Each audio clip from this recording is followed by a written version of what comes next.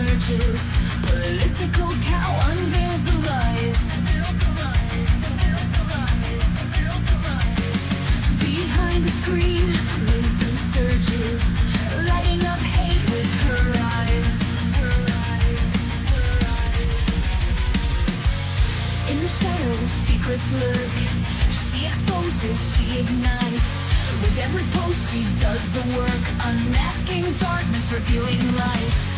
Political cow, the beacon bright, unveiling truth, banishing night. With every post she does the work, unmasking darkness, revealing lights. Oh, why? Political cow, the beacon bright, unveiling truth, vanishing night. Her voice cuts through, stark and raw, shattering deception, breaking the law. Icons crumble, empires fall.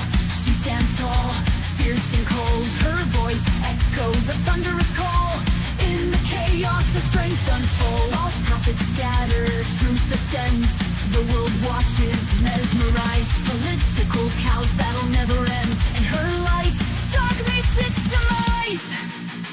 Political cow, the beacon bright, unveiling truth, vanishing light. At every post, she does the work, unmasking darkness, revealing lights.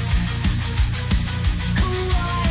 Political cow, the beacon bright, unveiling truth, vanishing night.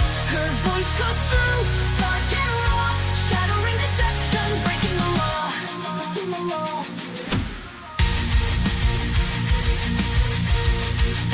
Political cow, political cow.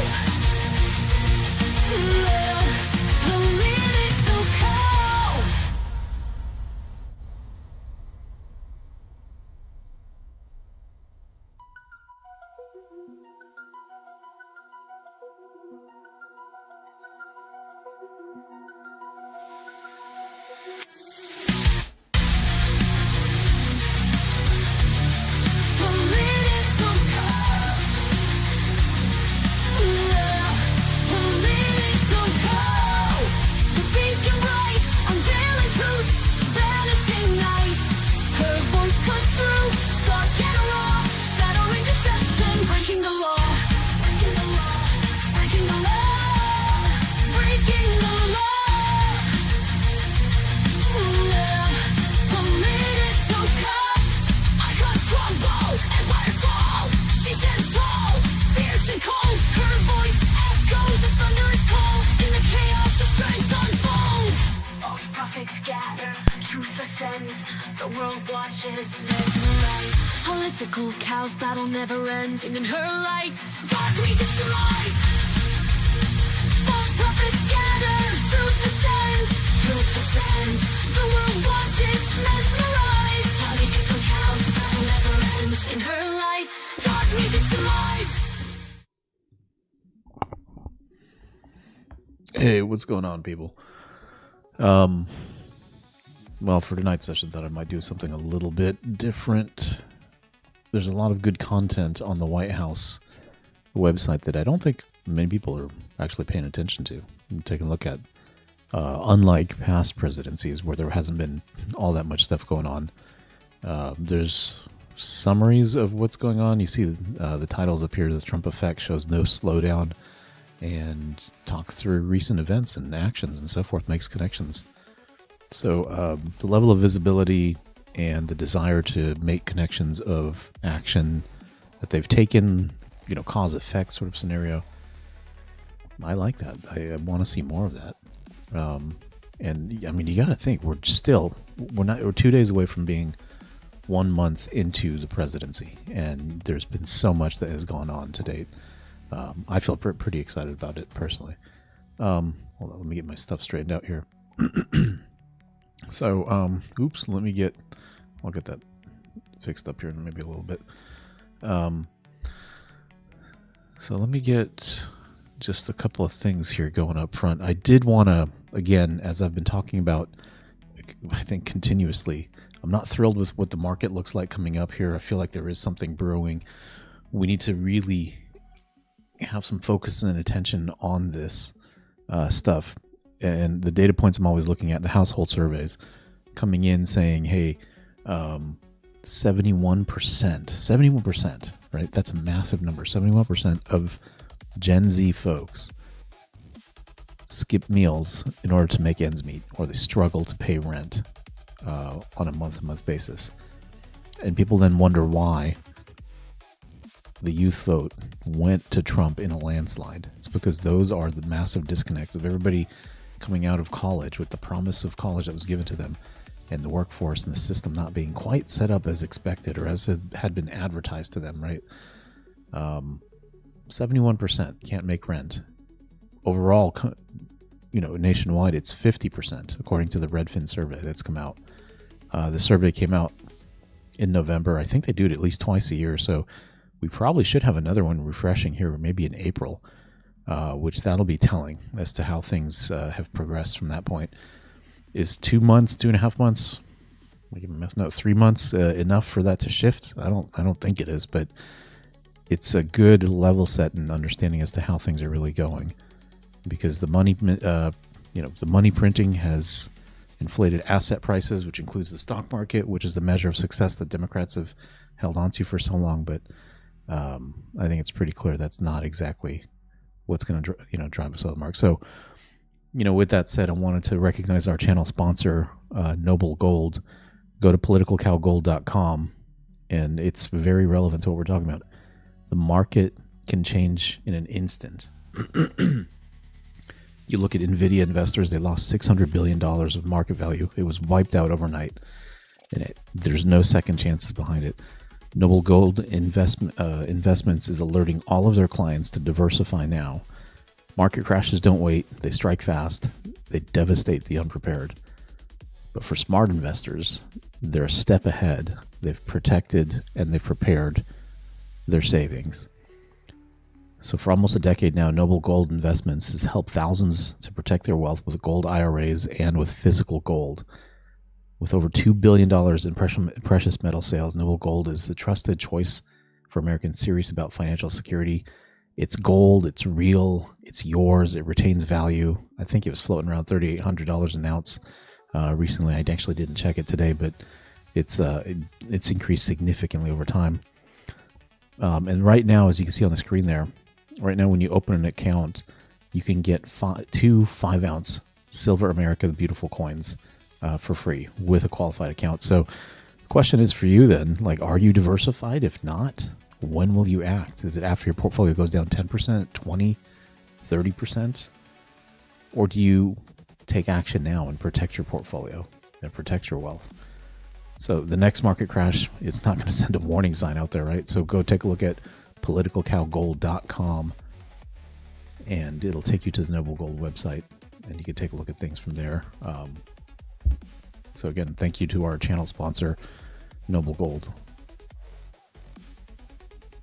Oops, let's get this out of the way. All right, with that said, let's tune in. Make sure we got the audio straightened out here.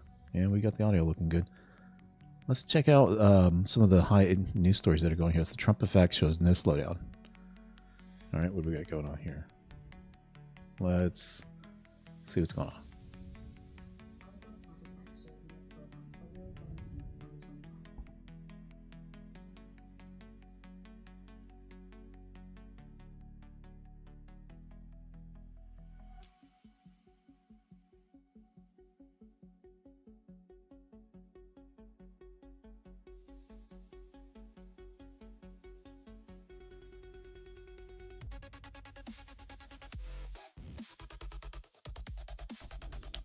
Got to double check my settings here.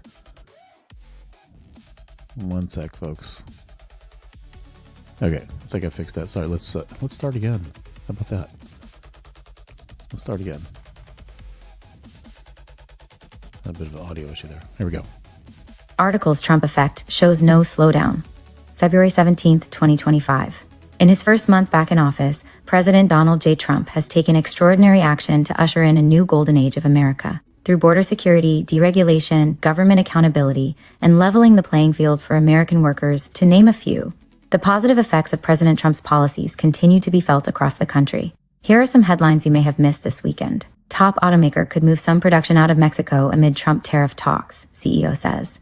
Trump tariffs spark exciting time for Ohio steel plant as CEO eyes adding jobs, boosting productivity. San Diego migrant shelter closes after no new arrivals since Trump took office. Over 100 employees laid off. DOGE discovers $1.90 billion HUD money misplaced by Biden administration. USDA axes millions in contracts, including $230,000 for Brazilian forest and gender consultant. Borders are Tom Homan.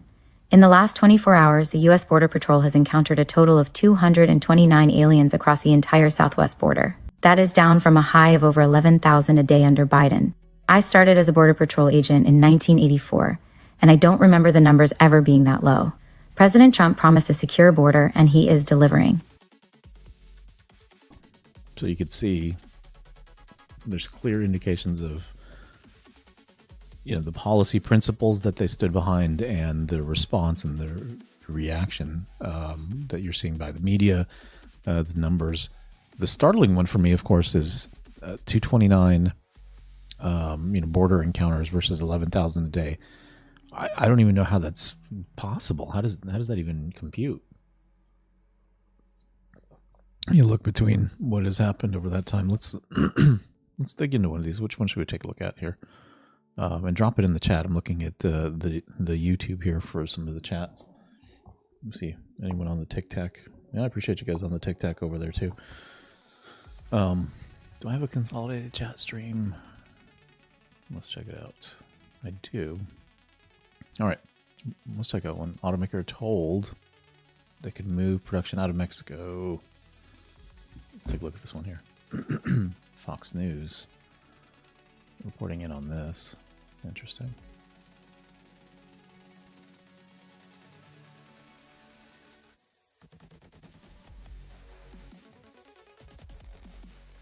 Top automaker could move some production out of Mexico amid Trump tariff talks, CEO says. Nissan CEO said a transfer for building US exported cars is on the table. Trump tariffs could lead to a U.S. manufacturing renaissance, Joseph Wang. MonetaryMacro.com. CIO Joseph Wang argues President Donald Trump's tariffs on Canada and Mexico are more than just a negotiating tactic on making money. Nissan CEO Makoto Uchida suggested President Trump's tariffs could force the car manufacturer to shift its production outside of Mexico. From Mexico to the U.S., we are exporting a significant number of cars this fiscal year. 320,000 units are exported from Mexico to the U.S., and if the high tariffs are imposed, we need to be ready for this. And maybe we can transfer the production of these models elsewhere. If this were the decision, we will think how we can make it a reality while monitoring the situation, Uchida said. According to a translation on Reuters, the move could be a major blow to Mexico's auto production sector, as nearly 670,000 vehicles were made by Nissan in the country last year, with over 456,000 of those being exported. According to the Spanish language UNAPI, the outlet said Nissan ranks second in Mexico for those metrics after General Motors. White House economist says reciprocal tariff negotiations with other countries underway. White House counselor for Trade and Manufacturing Peter Navarro detailed the most potent weapons Trump has against inflation on Mornings with Maria. Chip Somo de Villa, Getty Images. We are exporting a large volume to us, so if there's a high tariff, this would have huge implications on our business. So we need to monitor this carefully. Trump's 25% tariffs on Mexico are currently on hold until at least March, following a conversation with Mexican President Claudia Sheinbaum. Trump has argued that the primary goal of tariffs on the United States' southern neighbor is to promote border security. Nissan CEO Makoto Uchida speaks during a Bloomberg television interview at the company's global headquarters in Yokohama, Japan, on November 29, 2021. Kiyoshi Ota, Bloomberg via Getty Images.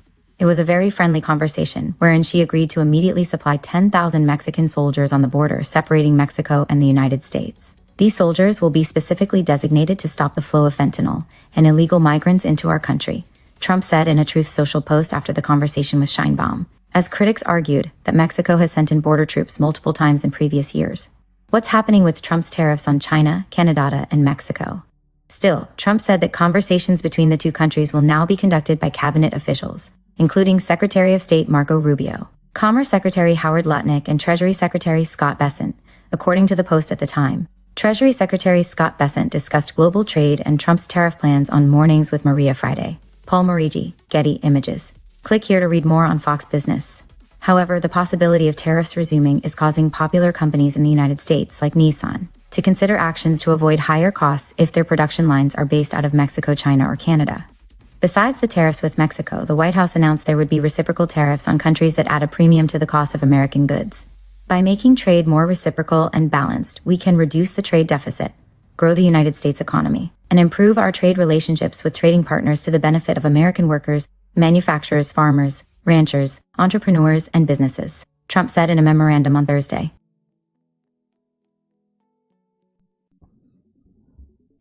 Pretty interesting. So that's a pretty big deal, right? And you look at this other one. Trump tariffs spark an exciting time for Ohio steel plant as CEO eyes adding jobs, boosting productivity. Let's see what kind of capital investment might be happening here in the United States.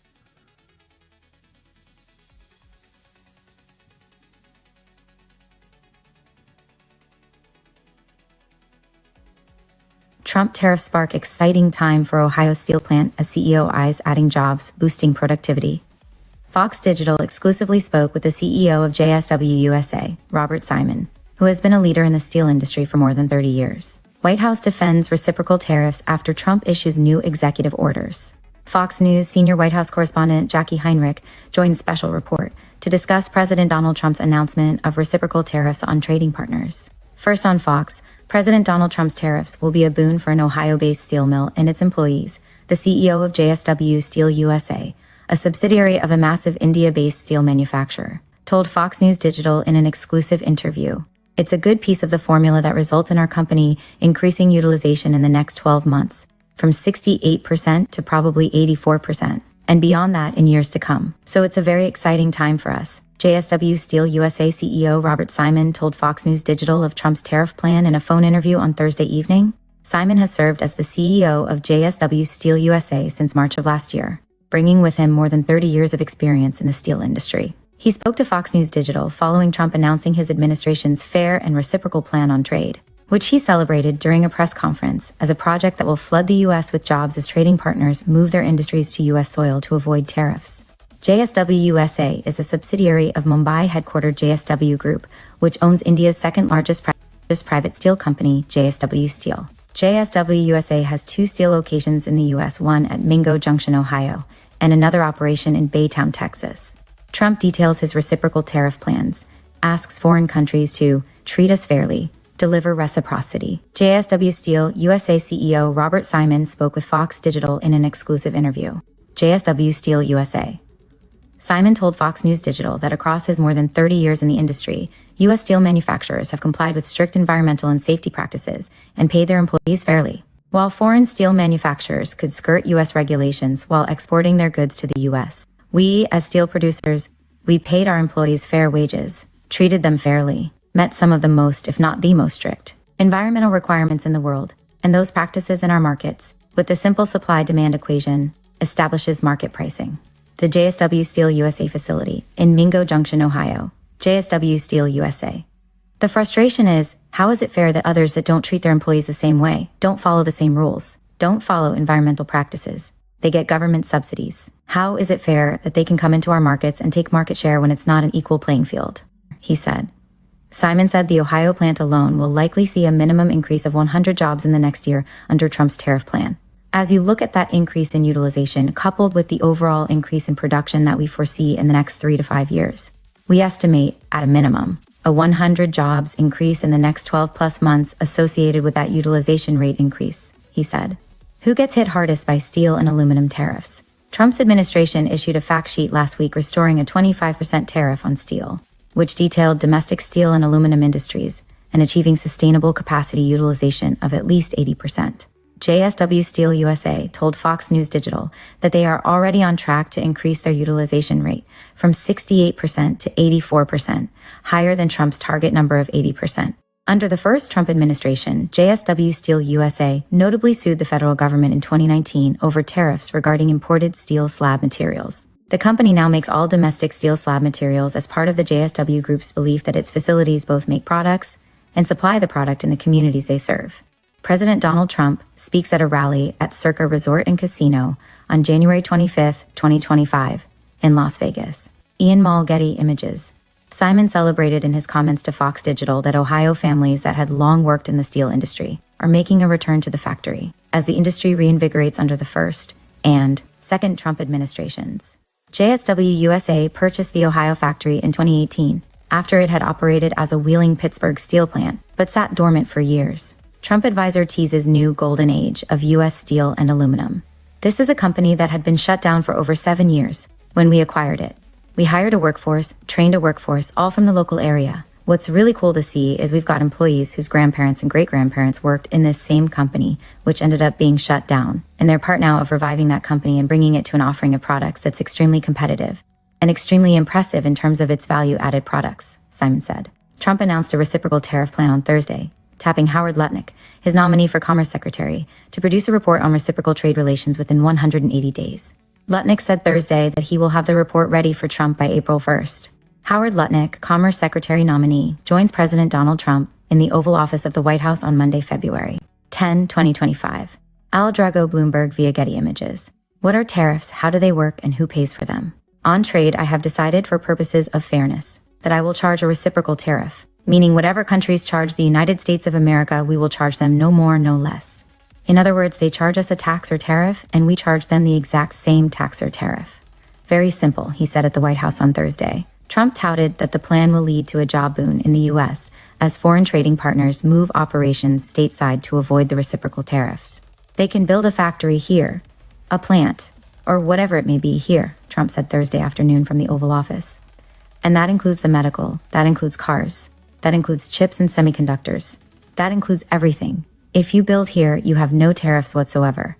And I think that's what's going to happen. I think our country is going to be flooded with jobs. Simon told Fox News Digital that Trump's business and deal-making abilities are obvious to everybody as he whips through dozens of executive actions and orders in just a few weeks back in the Oval Office, remarking that it's pretty amazing. It's become obvious to everybody that Mr. Trump is not a politician, right? But more of a business person stepping in and leading our country, from much more of a business perspective than as a career politician. Like it or not, for those folks that have different opinions, this results in very quick negotiations. I don't think I've ever in my time here seen so much movement, so much decision-making, so many decisions being made in this shorter period of time since he's been in office. It's pretty amazing, he said. JSW USA purchased the Ohio factory in 2018, after it had sat dormant for years. JSW Steel USA. Click here to GET, the Fox News app. Trump also met with Indian Prime Minister Narendra Modi on Thursday, and the two discussed trade, the economic relationship between India and the United States, and military sales. The pair also committed to drive opportunities for U.S. and Indian companies to make greenfield investments in high-value industries in each other's countries, including naming JSW's operations at Texas and Ohio as a prime ongoing investment in the U.S., according to a joint statement from the two nations. President Donald Trump and India's Prime Minister Narendra Modi shake hands during a news conference at the White House, February 13, 2025. AP photo, Alex Brandon. The steel tariffs enacted by President Trump are a necessary step in leveling the playing field for American steelworkers and manufacturers. Foreign competitors fail to protect their workforce at the same safety standards, do not compensate them fairly, and produce steel that contributes to environmental degradation, all the while seeking to flood the U.S. market, taking advantage of our strong economy, driving a collapse of our markets in the process, Simon added in comment provided to Fox Digital.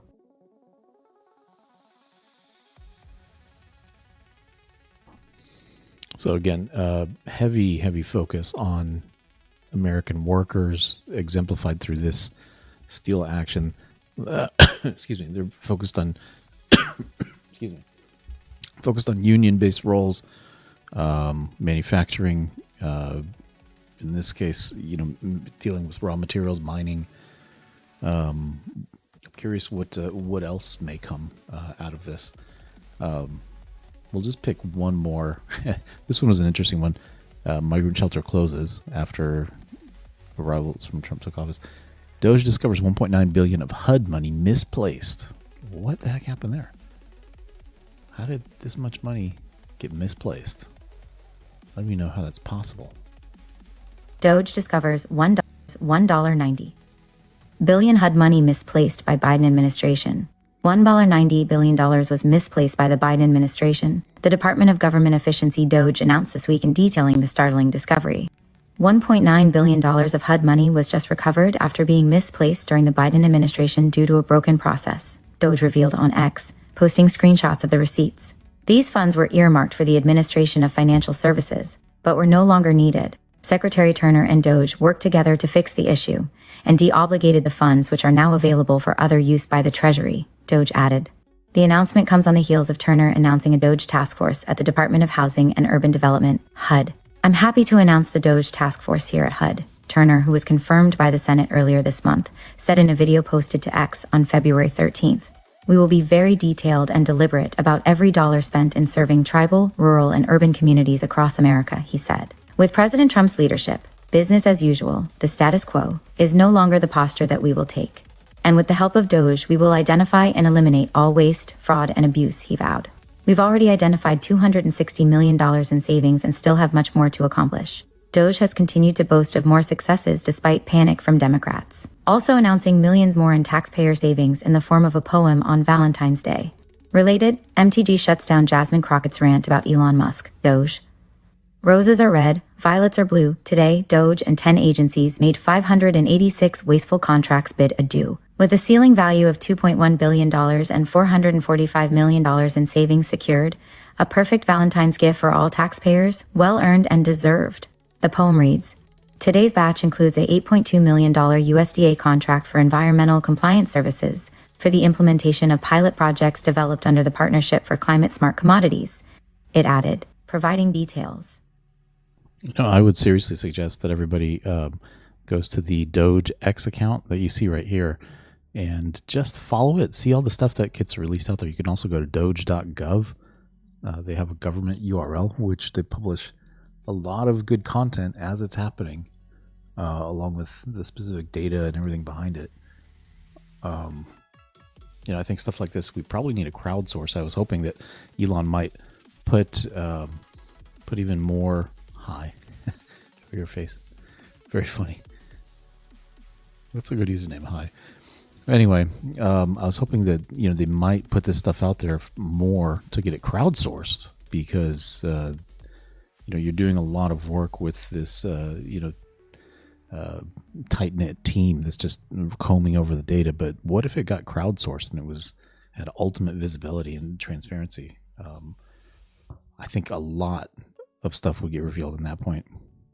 DOGE also announced on Friday that a letter was sent to the Departments of Education in all 50 states, notifying them they have 14 days to remove all DEI programming in all public schools. Institutions which fail to comply may face a loss of federal funding, DOGE warned, attaching the letter. Sponsored stories. Taking metformin? Use this household food to lower blood sugar naturally. Comments. Please let us know if you're having issues with commenting. 5,659, 5,000. Looks like that was it. All right. So this one was an interesting article.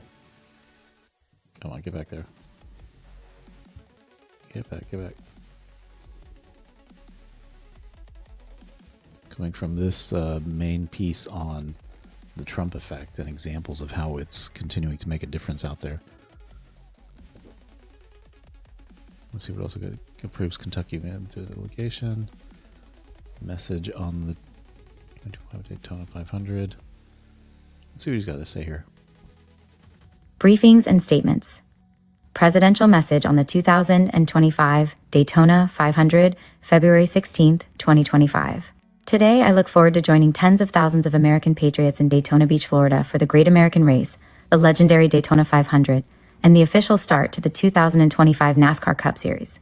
This iconic race showcases the fastest, most fearless drivers in motorsports, who represent our nation's love of tradition, competition, and automotive innovation. The Daytona 500 brings together people from all walks of life, from lifelong racing fans to first-time spectators. They all join in celebrating a shared passion for speed, adrenaline, and the thrill of the race. From the roar of the engines on the track to the echo of the Star-Spangled Banner soaring through the stands, the Daytona 500 is a timeless tribute to the speed, strength, and unyielding spirit that make America great.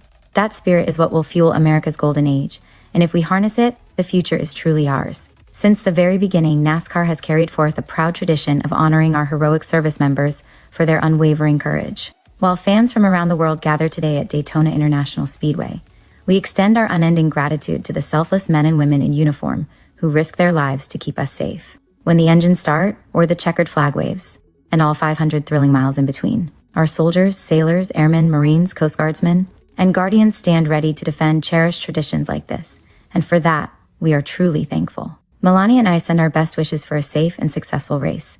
May God bless our armed forces, and may He continue to bless the United States of America. All right, pretty good. I'm telling you, like, this is some good stuff here that they published that you see them bring up in certain news networks, not others. It's rather inconsistent, but Interview Trump by Jamie Little, Fox Sports. Oh, really? Oh, it's a question-answer thing right there. Remarks by the president. Okay.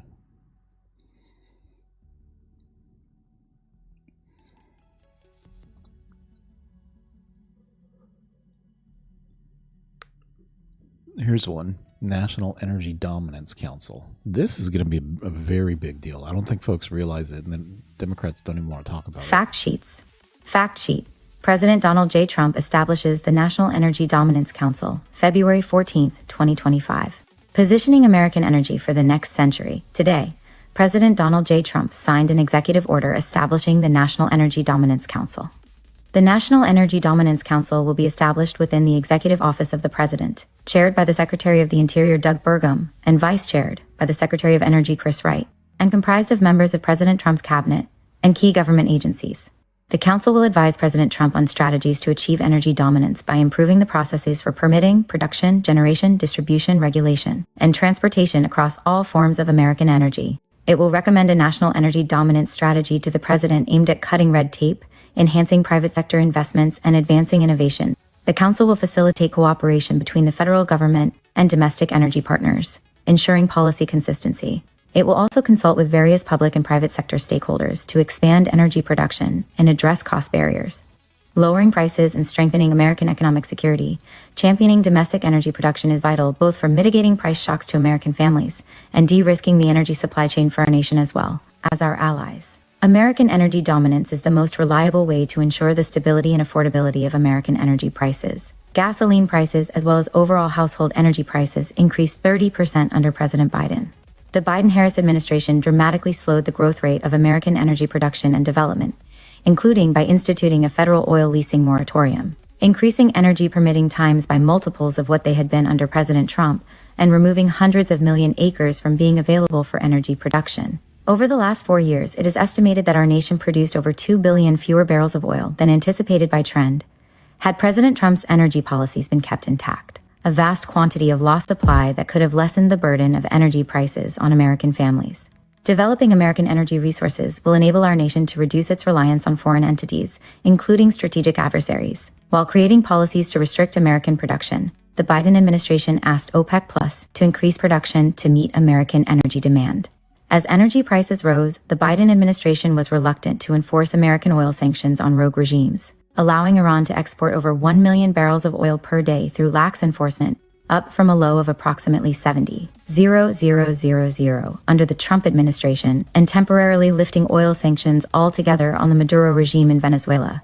The United States is also highly dependent on China for a range of critical minerals, which has put our nation's supply chain at risk. As exemplified by China's recent weaponization of its resources through bans on exporting germanium, gallium, and antimony to the United States. As our nation makes rapid advancements in next-generation technologies, such as artificial intelligence, along with the associated data centers, and energy demand rises, it will be all the more important to expand domestic energy supply.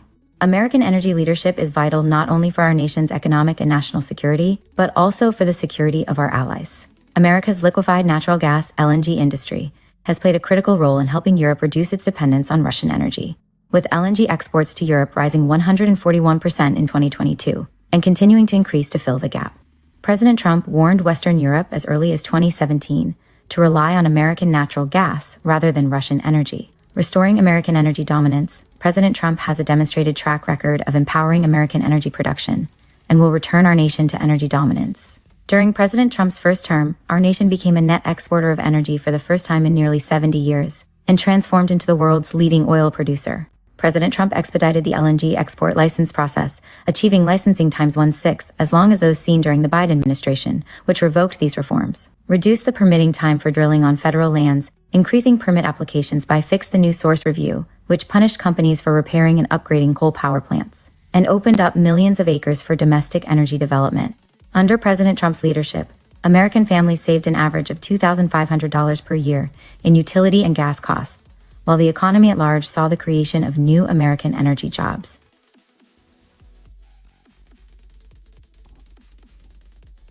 All right, pretty interesting there. So, I mean, I would just say check out just the news page. There's 3 options at the top of the White House site now: news, administration, issues. News has quite a few interesting sections too within it: articles, briefing statements, fact sheets, so forth. I mean, I would say take a look at each one of them, right? All right. They just don't stop on Kash Patel. I don't know why. They just keep going at the guy. Let me see if I could make this a little bit bigger here. Hang on, bear with me, guys.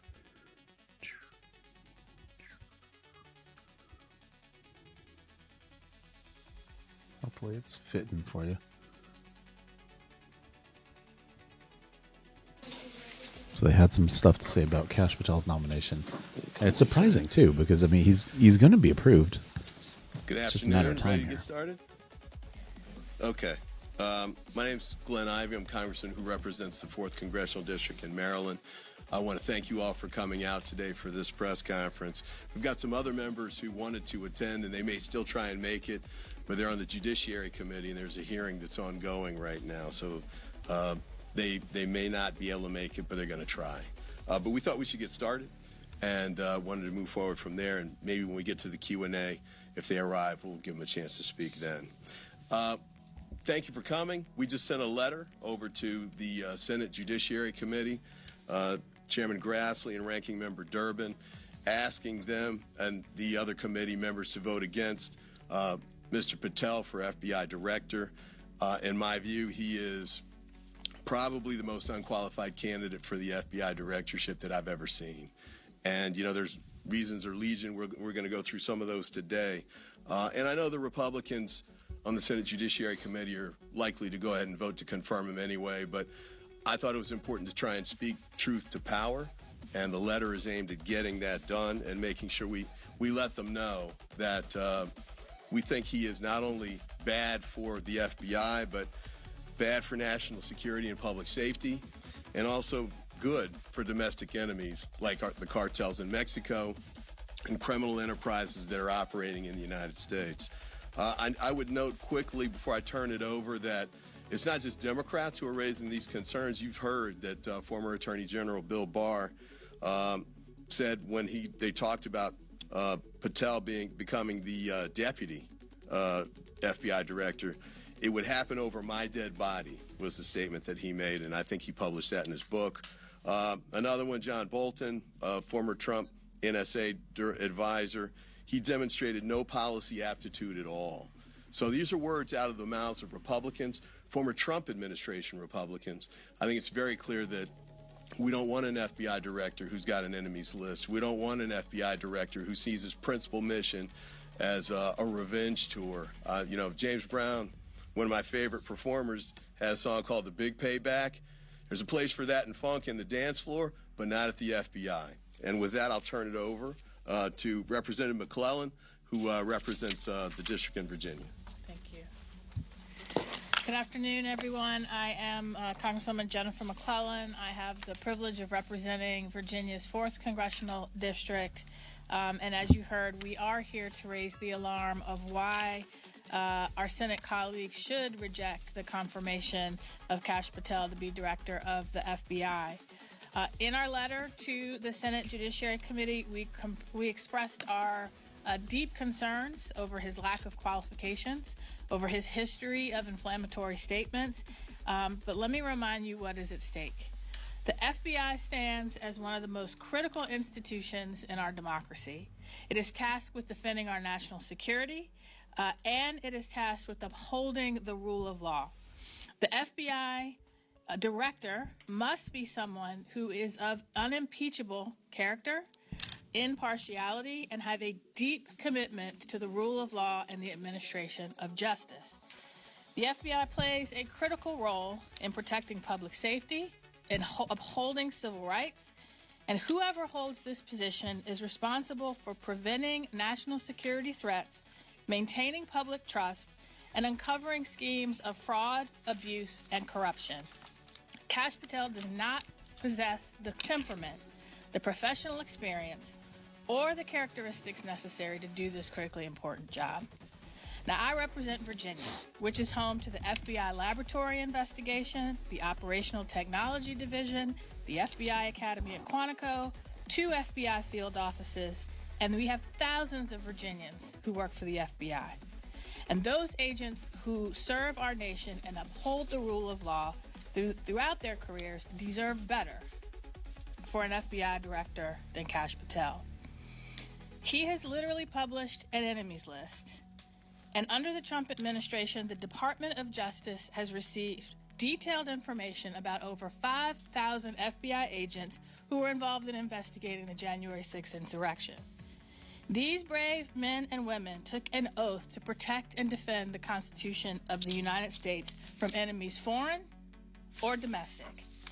And just last week, the wife of one of those FBI agents who lives in Richmond detailed the fear and anxiety that they now must endure in a letter to the editor to one of the local publications in my district. And here is what she wrote. The decision to publicly name and punish these professionals does not only put their lives at risk, but also endangers their spouses, children, and loved ones. The fear we now live with is profound.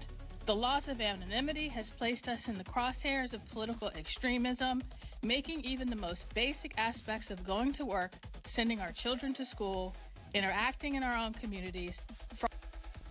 Just need to pause 1 second to adjust some audio on my side. It got kind of quiet all of a sudden here. Hang on. Got that. Okay, there we go. Fraught with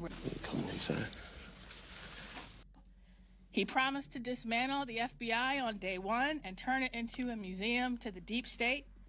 And our FBI agents, the communities they keep safe, and the American people deserve better.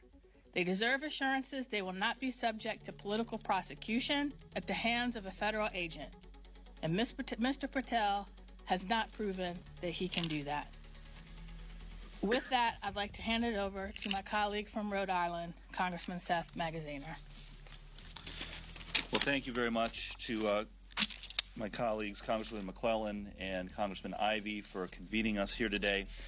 I'm a member of the Homeland Security Committee. I served on that committee with Glenn, and I'm currently the ranking member for Counterterrorism, Intelligence, and Law Enforcement on the Homeland Security Committee. And we are here today to appeal one more time to any Republican senators. If you care about national security, if you care about public safety, if you care about our Constitution and our system of government, then vote no on Kash Patel. Vote no on Kash Patel, the most unqualified nominee in the history of the FBI. I want everyone to think for a moment about your hometown.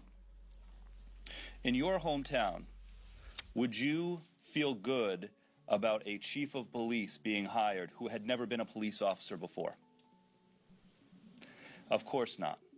Yet Donald Trump is appointing someone to head the nation's most important federal law enforcement agency who has never worn a badge, never conducted an arrest, never served in law enforcement before.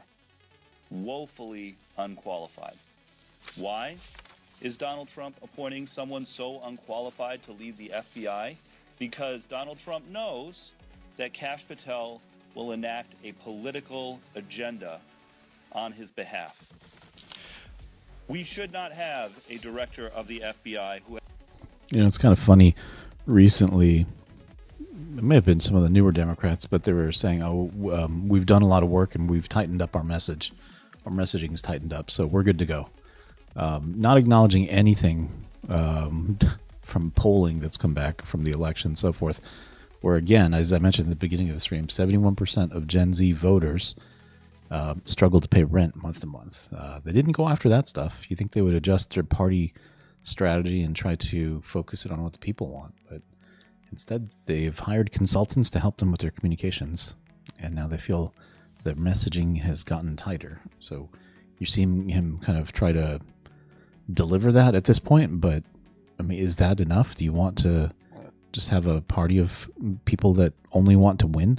Who has no law enforcement experience. I mean, win their Who election, has a publicly not win for the people. published enemies list, who has threatened to jail members of the media simply for reporting that Joe Biden won the 2020 election, who has championed and fundraised for the January 6th rioters who attacked police officers in this very building.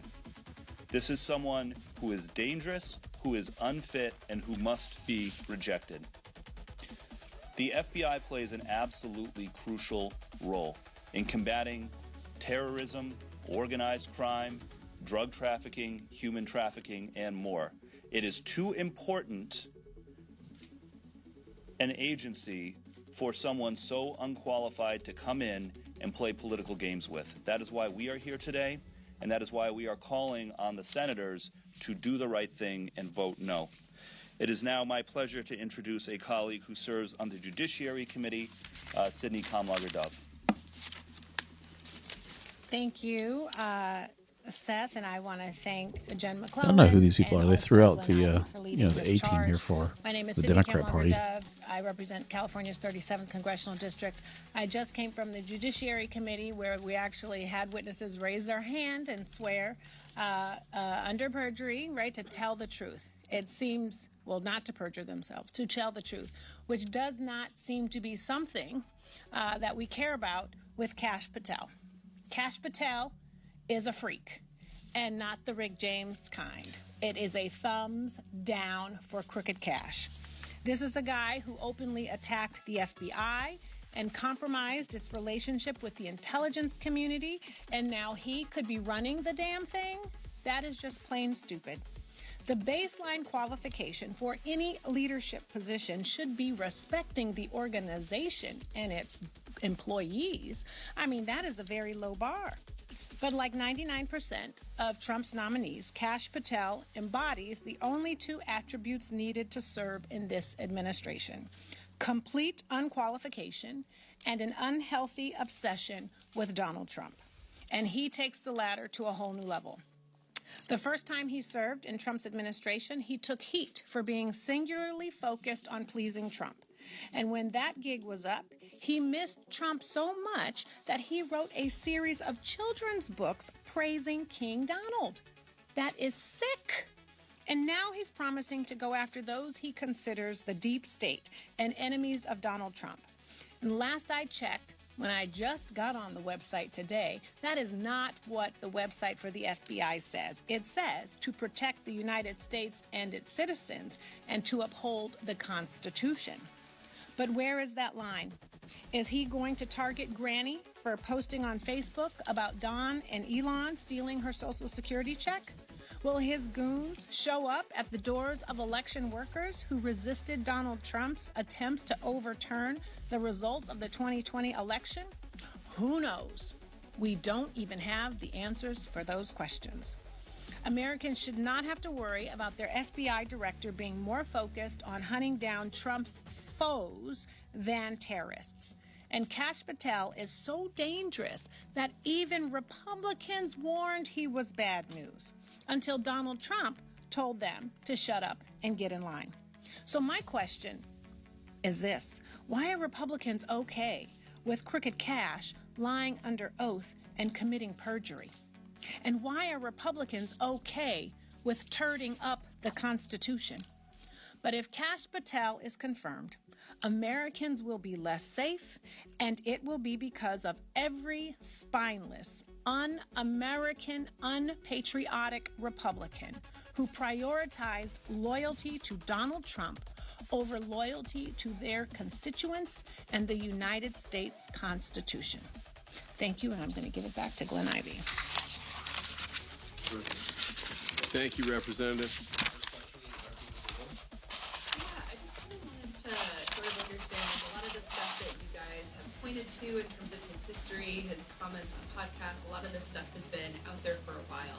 So I'm curious, do you feel like your Republicans and colleagues are kind of willfully ignoring this information? And then I'm also kind of curious what your strategy is to kind of break through and get these problems to resonate with them before this vote.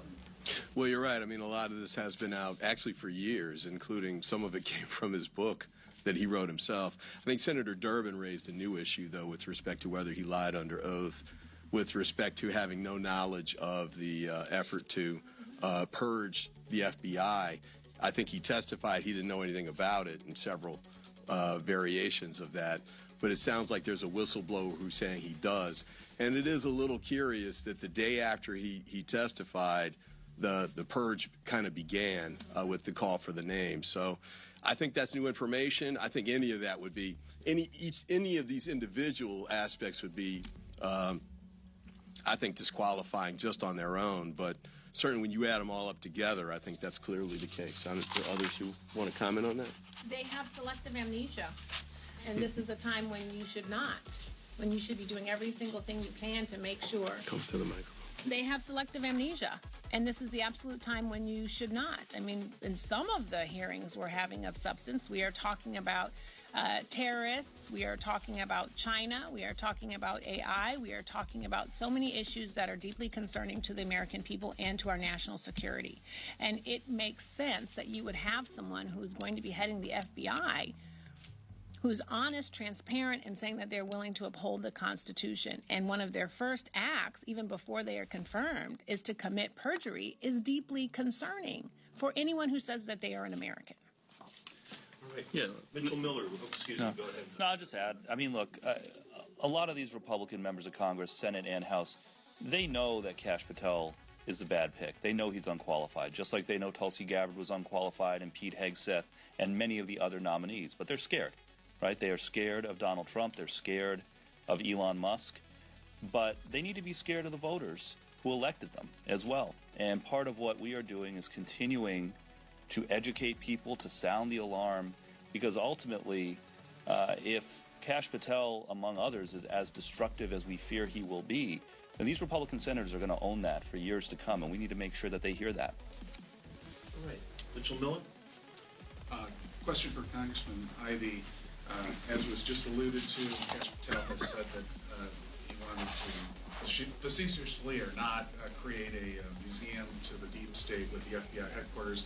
As you're well aware, plans are being made for new FBI headquarters in Maryland. Do you have concerns that his confirmation as director, if that happens, will in some ways either endanger or undermine plans moving forward for that? Also, there's been talk about what DOGE might do with the GSA, and that may be a secondary issue as well. Well, and I've got a colleague from Virginia here, too, who may want to comment as well, so I'll give her the chance. But my initial take on that is that it's really the GSA role to make a decision about site selection, not really the FBI. In fact, they turn it over. The GSA is kind of the landlord for the federal government, and, you know, the site selection piece is their role. Whether they're going to be attacks on the GSA, apparently Elon and Donald are looking to attack every department and agency in the federal government. And the unfortunate part is, you know, there are probably things that could be done to improve the government. I'm sure that there are, but I'd say use a scalpel instead of a chainsaw. These guys are just they're just trying to push people out, as many federal employees as possible, not because it makes the government better, but it gives him additional funds to do his forthcoming tax cuts for billionaires. So, and we used to say billionaires, it was kind of a faceless term, but we now saw who was standing with him when he was inaugurated. Regular folks couldn't get in, but the richest people in the world could. Yeah, I would just add to that. I mean, the GSA, we've already seen that part of what Elon Musk and the DOGE bros want to do is take that over, look at public lands, look at public assets, and look at what to sell off, because they're trying to get money anywhere they can to pay for this tax cut for billionaires. and they're willing to sell out the FBI and the agents in the process. And I think to the earlier point, our press conference today, our letter today may not stop the Senate from confirming Kash Patel, but we will not stand silently by while this administration, whether it's through the FBI, whether it's through the OMB, whether it's through the GSA, whether it's through some made-up agency that is not authorized by anyone, run by somebody who hasn't been vetted, we will not stand silently by while you try to erode the very foundation of democracy and government that serves the American people and not King Donald. So when FISA 702 was being negotiated, we saw Republicans and Democrats kind of forming unions on different sides of the issue. I think we could probably see DOJ reform and FBI reform attempted at some point this Congress. Do you think that's possible still? I mean, it's going to come up again, the reauthorization. I mean, we're going to have to deal with FISA, with 702 again, right? Because it was just a 2-year extension. So honestly, standing up here, I don't know who's on what side. I mean, I know what side I was on, but we're going to have to take it up regardless. Specifically, the Department of Justice or even FBI reform. Is that possible to partner with Republicans on, or is the issue with Kash Patel getting this job? I mean, certainly Kash Patel getting this job will make everything more complicated because, again, his interests are political, not policy, and it'll be a challenge. I think that the way to do reform is to have a debate out in the open and to compete on the basis of ideas, not to go in as an unelected billionaire and just start firing people left and right and asking people to basically fill out loyalty questionnaires because they happen to have been assigned to work on the January 6th investigation. Like, that's not reform. That is political retribution. It's tremendously damaging. It's not going to make the country more safe. It's not going to lower the cost of living, and it's not going to make us more secure. So. Yeah, just kind of quickly on that point. Not going to make the country more safe. It's not going to lower the cost of living, and it's not going to make us more secure. So. Yeah, just kind of quickly. It's tremendous. I'm rewinding here because if you watch his body language, it really is as though they've given up. They don't have anything here. Again, I don't know if it was this gentleman or somebody else that said, I'm really happy where we are. We've tightened up our messaging quite a bit. We're good to go, basically. And it's like you're just focused on the communications. You brought in a consultant to give you a few more taglines or something, a few more buzzwords to throw out there against people. That doesn't spell like a refresh of the party platform or what they're all about to me. So watch again. You can hear a smacking noise as it hits his legs. Tremendously damaging. It's not going to make the country more safe. It's not going to lower the cost of living, and it's not going to make us more secure. So. Yeah, just kind of quickly on that point. So again, earlier it's being mentioned like, hey, they're not really being genuine here. Clearly not. He doesn't believe a word he's saying. I think I was one of the last members to make a final decision, certainly on the Judiciary Committee before the floor vote, as to which way to go. And part of that was based on meetings that we had in the SCIF where members of the Department of Justice, the FBI, National Security came in and told me things which I can't disclose now, obviously, but it really came down to whether you trust them or not. Do you believe that they're telling you the truth, or are they just trying to hang on to the power that they have? And I trusted them in the decision that I made. Will I be able to trust the team that Trump's putting together at the Department of Defense, National Security, FBI? You got to be kidding me. I mean, Patel took the fifth instead of testifying in front of a grand jury. And then they compelled him by immunizing him to testify. And then when they asked him about it at the Senate confirmation hearing, he refused to explain what he said, even though the rule that governs grand jury secrecy explicitly says that the witness can tell people what he said in the grand jury. He refused to state it. How can you trust somebody like that? I mean, it's just incredible to me. But that's where they are. Can you identify what Nathan organization? Worcester, Epic Times. I'm wondering, once assuming he is confirmed, do you think that in the House you'll be able to launch an investigation even something up to, given the example of the resolution to impeach Christopher Wray as FBI director, impeachment? Do you mean you think Democrats can push that? I mean, well, we don't control the majority, so that's challenge number one. But first step, just to give you an example, last week in the Oversight Committee, Ranking Member Jerry Conley said, Elon Musk is doing all of these things across the board, doing all these investigations, going into highly classified and personal information. He's never had a confirmation hearing. He's never given a press conference. DOGE doesn't even have a website that gives any information about it. Why?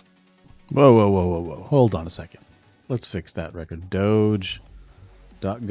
Oh, look, there it is. Doge.gov. Part of the government. An official website of the United States government. And here's all the information here. You can also come up here and, let's take it to workforce page. They have metrics and they have stats as to where they're going. You can drill into each cabinet level and get more Department of Energy. See each piece of it. So there's quite a bit of data out there on DOGE. I don't know what he's talking about here. Again, dishonesty, disingenuous, misdirecting, misconstruing statements. Why do they have to do that? Was this part of that new strategy they feel really good about? How they've tightened up everything?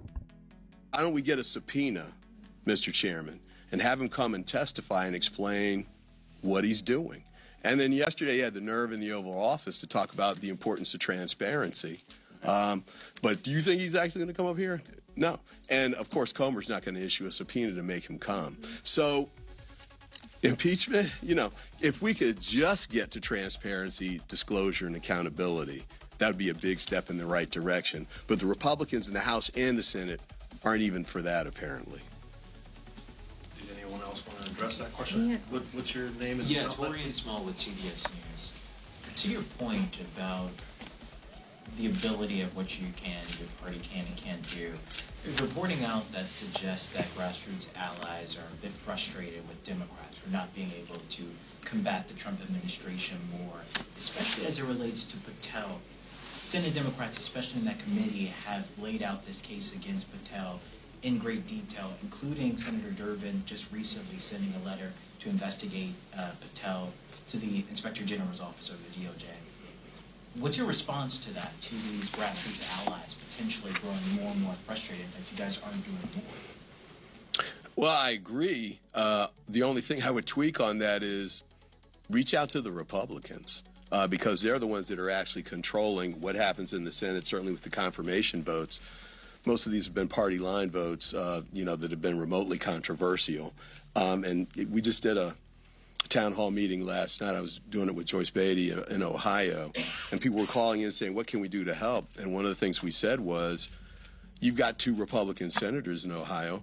Give them a call. Let them know how you feel about what's going on and the need to, in this instance, vote against someone who's going to make the United States less safe, vote against someone who is a green light to our enemies overseas to try and take steps against us, vote against someone who doesn't really know how to take on the traffickers and the cartels, and vote against someone whose primary mission isn't to keep the country safe, but to launch a retribution tour against Donald Trump's perceived enemies. We need to keep fighting. We need to make sure we do more here in the Congress to keep it going. The courts have been great. I don't know what this obsession of the Democrat Party is with the concept of fighting. They're constantly saying, we have to keep fighting. I'm fighting for you. I'm fighting X. Fill in the blank. I don't know why. Kamala Harris's concession speech, if you look back quite a few, I might run through that again just to kind of demonstrate it at some point in the future here, but she gave 2 concession speeches, actually 3. Anyway, the first major one that came out, and actually the other 2 as well, she talked about fighting quite a bit. Like, people need to push back. You have to keep fighting. This is something that's worth fighting for. I don't know what they're fighting against. If they stopped fighting, I suppose the party would dissolve. There's no longer a need. It's just bizarre. And it's something reiterated constantly, but you never really hear details or any level of certainty around what exactly is it you're fighting for. You're fighting against Trump. Why is that exactly? You're fighting against Elon. Why? How come? You don't want these government agencies to get optimized? What? How come you want to keep, sending that wasteful spend out the door every month, every day? It's bizarre. I think there are 55 cases roughly, and I believe there's at least 8 injunctions. I don't think any injunctions have been denied anywhere in the United States, so we need to keep building on that. And then the public pushes that we've made, the rallies and the things, this is not so much just on this nomination, but on the attack on government workers has been gaining some ground too. Yeah, and I would add on that if there's one thing in life that is certain other than death, it's math. And 218 is always greater than 215. And we need 3 House Republicans to do the right thing for the American people on this and any other issue on the House side. And we need Republicans in the Senate side to put the American people over politics and do the right thing. And so we are using the tools that the Constitution gives members of Congress in the minority party the ability to use. Those are not the only 2 tools that we as Americans have. And grassroots activists have an important role to play making their voice heard, especially putting pressure on Republicans. Hey, why don't you be one of the 3 in the House or one of the ones we need in the Senate to do the right thing? Because right now, Republicans feel the pressure if they buck Donald Trump when he's wrong. They fear repercussions. They need to also fear repercussions at the ballot box if they don't do what the American people want them to do. And this is an all-hands-on-deck moment. We can. We're not that far away not enough time has passed since the election for them to be able to speak about what the American people want, and there to be some level of mystery as to what that might be, because, the election results speak for themselves. So claiming to know what the American people want the Republicans to do in Congress, which is to side with this nonsense they're throwing out there, it's just bizarre, right?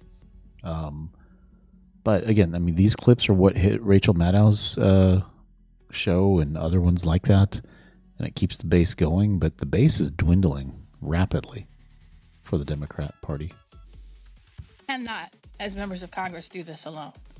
We need grassroots activists. We need our attorney generals in the states who have been suing. We need affiliate organizations who are suing in the courts. This is an all-hands-on-deck moment to save American democracy and to save the services and programs that the American people expect government to provide to them, whether it is keeping them safe through the FBI or whether it is to ensure they can get health care and that if they're on Medicaid, they'll be able to get it. You cannot count on 215 to overcome 218 without those 3. We have time for 1 or 2 more questions over there. Can you identify yourself and your organization, please? Chris Canescal with News Nation. Looking at what happened with Chris Wray leaving his role before the end of his term, assuming that in a few years there's a Democratic president who may not want to keep Kash Patel around should he be confirmed, are you concerned about this position moving away from the 10-year terms, or do you think it should be a position where perhaps each president can choose their own FBI director? My quick take, I'll give everybody else a chance too, is I like the 10-year term approach. I thought it helped to shield directors from, politics. 10-year term? What is he talking about here? So we don't want them turning over just with every administration. I would note, though, that we've kind of moved away from that over the years. Sometimes we've had people that have left early or been, now fired, as happened with Director Wray. But I got to say, though, if, Patel is still there and we get a Democrat in the White House in 4 years, I think he should definitely go. He shouldn't be there to start with. And, a guy with this kind of conduct who wouldn't even be allowed to be an FBI agent. This is almost as bad as the DOGE scenario where the Secretary of Defense would have gotten washed out as a private for the conduct that he exhibited that was demonstrated at the confirmation hearings. I think you replace those guys. Now, I'll stop there. I'll give everybody else a chance if they want to as well. Well, I would just add that we are not in normal times. And so there's a false premise where folks are asking us normal questions. and wanting us to behave normally when we are walking right into a constitutional crisis. There is nothing that is happening. How many different tactics are they going to try and hit Trump and Republicans with? We're not in normal times. What does that mean? Is there some action that or some special power that gives you? We're in a constitutional crisis. Wasn't that what they were shouting 4 years ago, and it didn't really stick? And yet they're trying it again here. From the Republicans, that is normal. And every single person should be afraid. They should be afraid that they will have no more rights, no more freedoms. They will have no more eggs. Okay, thank you very much. I got to rewind that one to play it again.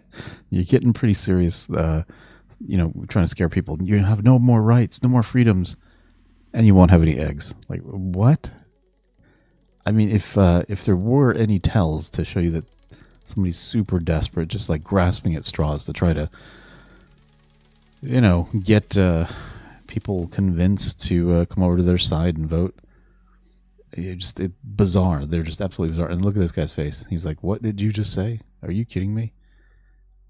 He's probably thinking that he's sealed the deal. He's going to get new committee assignments as soon as they get back into power, and then, this thing's kind of not going exactly as they had planned. Exhibited that was demonstrated at the confirmation. I just want to hear her hearings. say that again. I think you replaced those guys. Now, I'll stop there. I'll give everybody else a chance if they want to as well. Well, I would just add that we are not in normal times. And so there's a false premise where folks are asking us normal questions and wanting us to behave normally when we are walking right into a constitutional crisis. There is nothing that is happening from the Republicans that is normal. And every single person should be afraid. They should be afraid that they will have no more rights, no more freedoms. They will have no more eggs. They will have no more privacy. They will have no more access to the government, to services that they deserve, because the folks who are coming in, who are getting confirmed, are more interested in pleasing Donald Trump than they are in building up the United States. And my question is, not one person has said, "I love this country. I'm here to fight for this country." Not one of them who is getting confirmed has said that. You asked about FISA. I mean, we've been here for over a month. They have the White House, the Senate, and Congress. We should be having substantive bills coming to the floor every single day. Donald Trump told them to work it out, and they're running up into their conferences, and who knows what. He wants one really big bill that has quite a few things in it instead of a series of them. So she's mischaracterizing the reality of what's going on. Again, like the egg situation, I mean, I'm just astonished that that's even being brought up in this way. What they're doing, but they are not bringing substantive bills like that to the floor. They don't have a plan other than making sure that they say yes to Donald Trump. And Donald Trump's plan is to make them irrelevant and to govern by executive order. That is not normal. Okay, folks, we appreciate your time, and we know just give her a side wrap up. So thanks again for coming, and any final words from the members here, and then we'll wrap up and conclude our press conference. Thanks to all of you for coming. It's a rare press conference where James Brown and Rick James get mentioned, but thanks for coming out. Black History Month. That's true. That's right. Thank you. All right. Thank you all. Yeah, pretty crazy stuff here. Pretty crazy stuff going on. Let me see if I can bring. Does this work? Nope, not working. Not working. I mean, this is the bottom line of it all for me. Okay. One sec. Let me get this up on the screen. Got that up there. Bear with me, guys. Hang on. Got it up on the horizontal stream. Need to put it up on the vertical stream as well. Other one.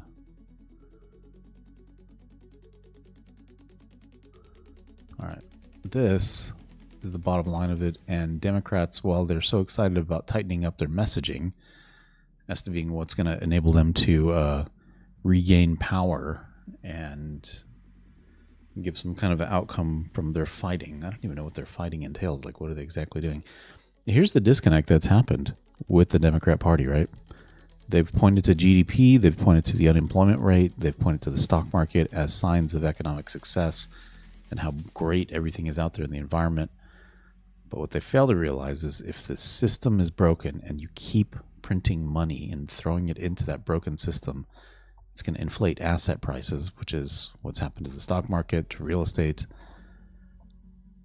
And that also actually harms the middle class in terms of property tax values or costs going up significantly. Looking at the data that you see up on the screen here from the bottom up, 21% of folks skip medical care. And it's not just like, I'm going to go get a flu shot here, I'll skip that. It's not that. They're actually skipping out on medicines that they need, critical procedures that they need. All of that's getting skipped out on. Almost a quarter of the country now skips meals in order to make ends meet. Gen Z leading the pack on that front, so much so that 71% of Gen Z says that they have trouble making rent payments month to month. 71%. Again, mentioned this earlier, but it should not be something that's taken for granted because it needs to be addressed. 71% of them have trouble paying rent month to month. This is exactly why Trump effectively had a landslide with the youth vote on that space.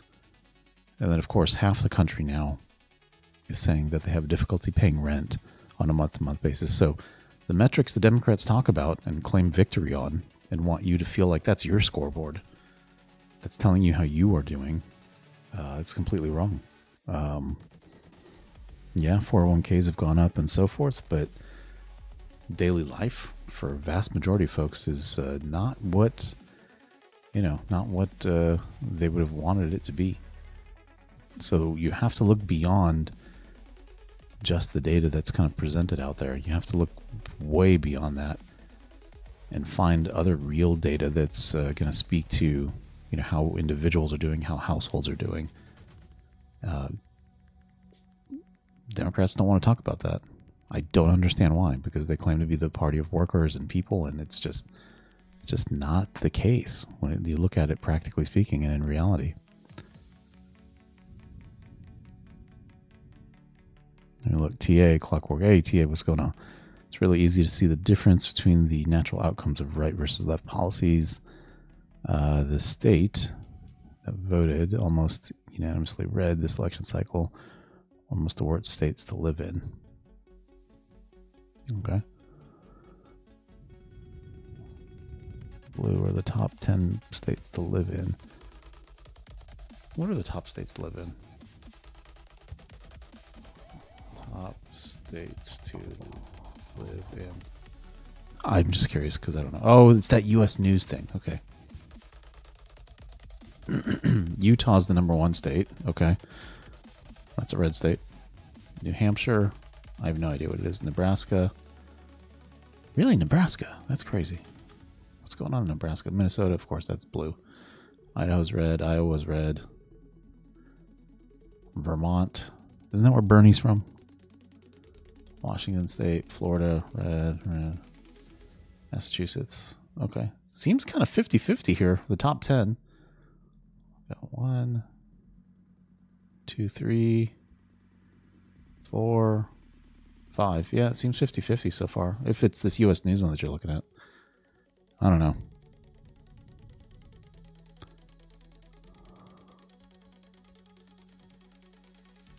So, anyway, guys.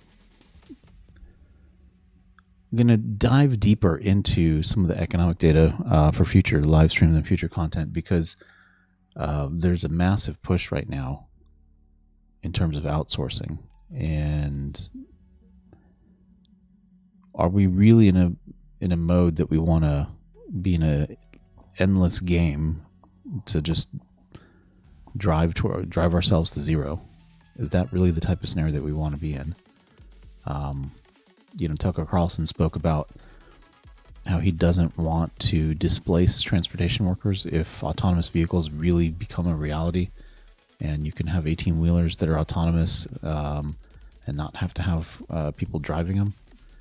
I mean, that scenario can get phased in over time. It doesn't have to be overnight. But that scenario, at a minimum, there's innovation involved. There should be, I mean, technically speaking, a more safe roadways with those scenarios. There's benefit that's happening with it, right? There's value that's coming along with it, and we just have to navigate people to the right place or help them navigate to the right place where they can reclaim their livelihoods. But the drive to zero, H-1B, which every H-1B person that comes here, they're accompanied by dozens and dozens of folks offshore that have displaced American workers. That system is being abused to bring somebody at half the cost to work in the States, and to displace people for a quarter of the cost somewhere else. Is that really creating value, or is that a drive to zero? Is that in the interest of the United States to pursue that? And I know a lot of folks probably be like, hey, why, what's the deal with conservatives talking about workers and stuff? It's always been there. It's always been a part of the equation, right? It's America first is the thought process. It's always been it. Free markets originally were intended for individual freedoms, to help somebody build something on their own without having, somebody holding them back. We're in a very different state now, where individuals are not set up to thrive. The system is not set up to benefit individuals so that they can create, great livelihoods and ascend if they continue to put in good effort and ingenuity. So the concepts of it, it all is founded in classical liberalism, which is now modern conservatism. So I don't know what the liberals are anymore. They're actually, liberalism is actually in the Conservative Party, oddly enough. But those principles have always been there, just haven't been articulated fully, because a lot of people just kind of get locked up with the ideas of capitalism, which that has brought great success. But when the system begins to get manipulated and there is harm to the well-being of society, we got to take a look at it, right? Is there value creation happening? Are we encouraging the right behaviors? You go down the checklist of just a few simple questions, and I think it leads you to the answer of we need to take a hard look at how things are being approached right now. So I'm hopeful that might be something that comes up next, where they take a look at those programs and adjust them. All right, guys, I'm going to close it out here. What is the timestamp that we got going on here? All right, just under an hour and a half. Pretty good. Sorry, it was a very late stream. I know we didn't get as much viewership out there just because it being so doggone late, but I was up. So I thought I'd jump online and just kind of take a look at a couple of things here. All right, guys. We'll see you during normal business hours. How about that?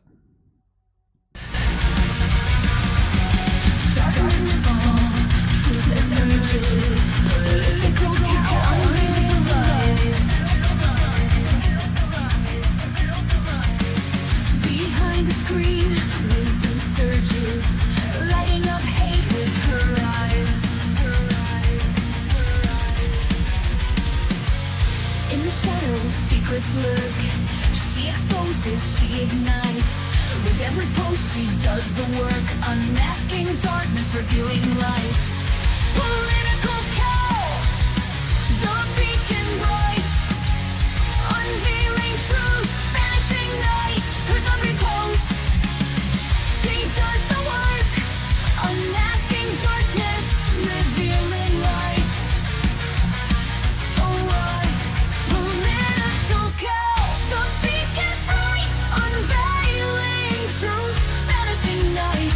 Her voice cuts through, stark and raw, shattering deception, breaking the law. Icons crumble, empires fall. She stands tall, fierce and cold. Her voice echoes a thunderous call.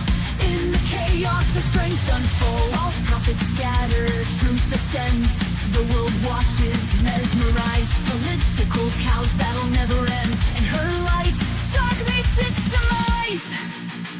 Political cow, the beacon bright, unveiling truth.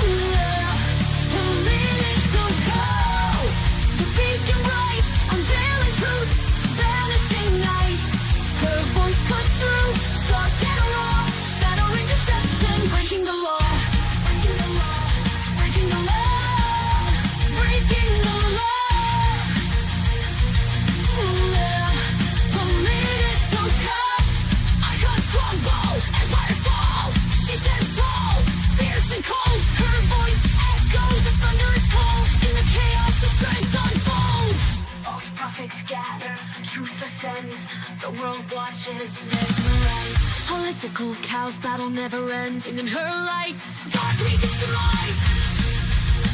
False prophets scatter, truth to say.